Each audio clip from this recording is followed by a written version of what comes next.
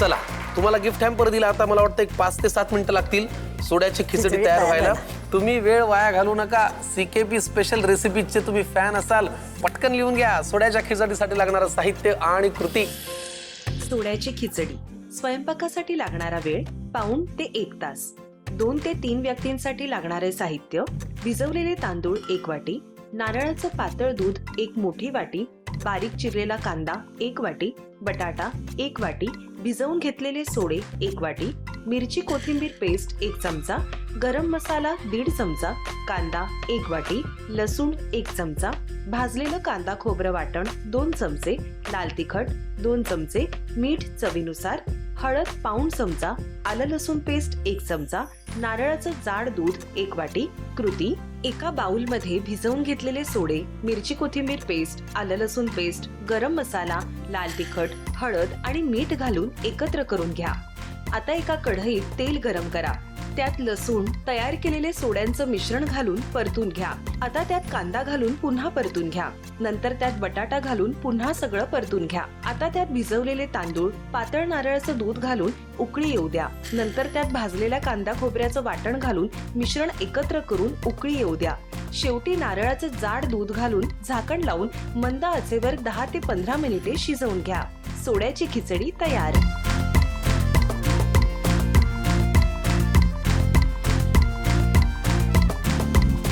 सोड्याची खिचडी झाली. आता सुषमा काकू दुसरा पदार्थ करायला तयार आहेत. काय याचं नाव आहे? खिम्याचे कानोले. खिम्याचे कानवले. हा पारंपरिक आहे आणि लग्न झाल्यावर जेव्हा जावई पहिल्या दिवाळ सणाला येतो तेव्हा हे त्याला खाऊ घालतात. खिम्याचे कानवले. खिम्याचे. लागणारं साहित्य सांग. हा रवा आहे.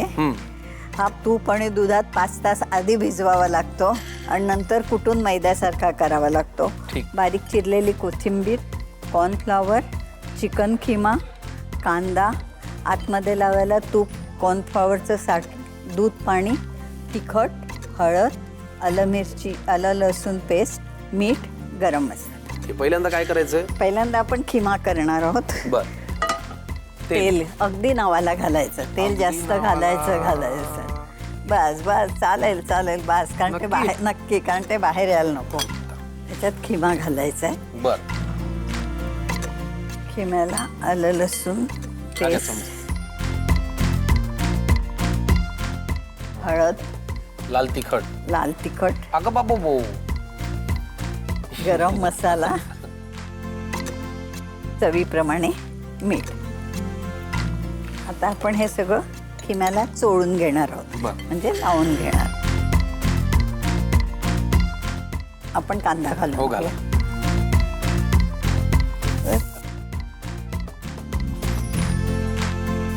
याचा चांगला चवतळून घेऊन कोरडा करायचा. आता आपण बारीक गॅसवर एक 5 मिनिटं ठेवूया.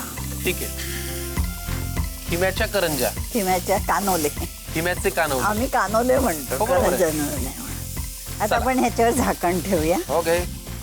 आणि हे झालं असेल मला वाटतं. झाली आहे, तयार आहे आपलं दुसरं. हा, हे आता आपलं झालेलं आहे चांगला. ओके. म्हणजे खिम्याच्या आपण आता कानवल्यामधलं बाउल मध्ये काढून घेऊया, म्हणजे गार होईल.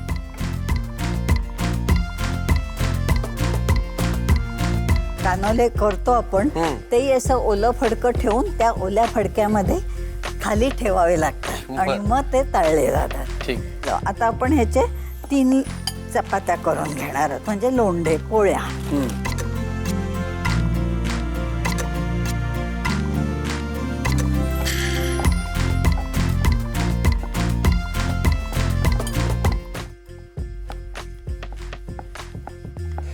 ही अशा आपण जाड करणार आहोत, पातळ नाही करणार. आता हे केली आपण, ठेवली. अशा 3 करून घेणार आहोत.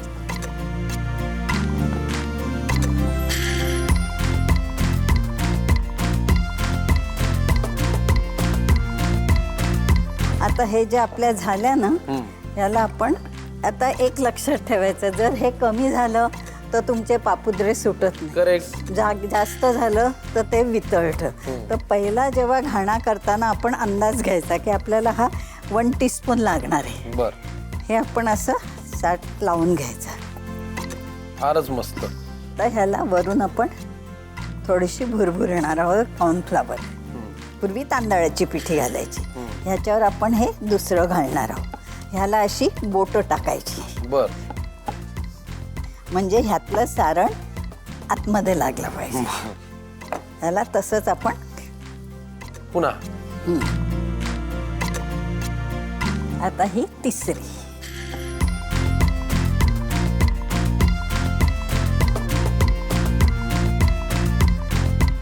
तोंडात टाकल्यावर कानोला विरघळला पाहिजे.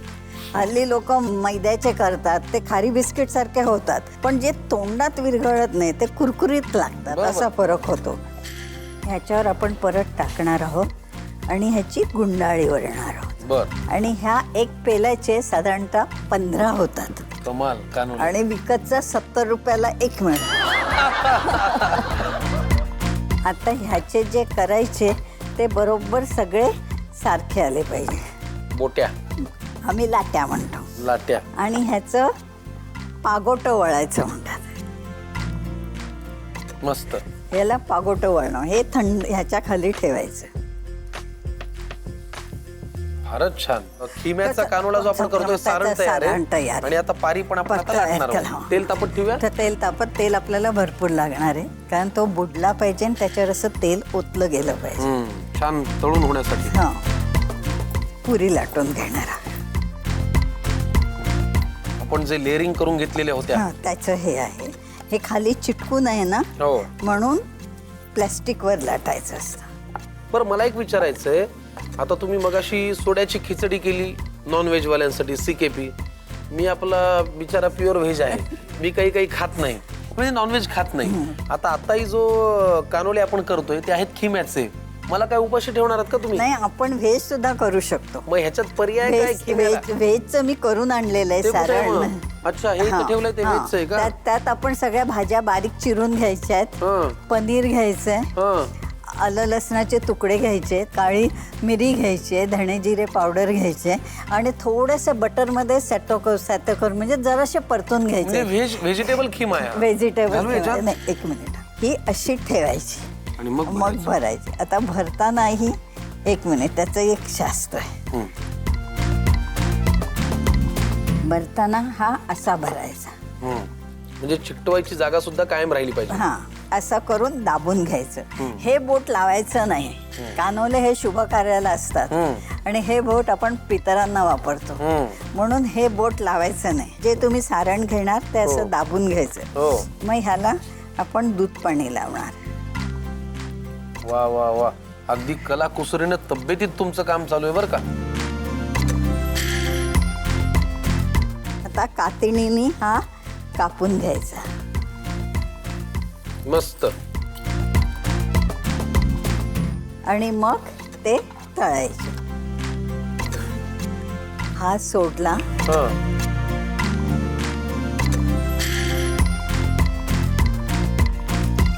नाव घालायचं त्याला. हा, तेल जरा तापलं, एवढं नाही तापू दे. तुम्ही थोडं सावकाश करा.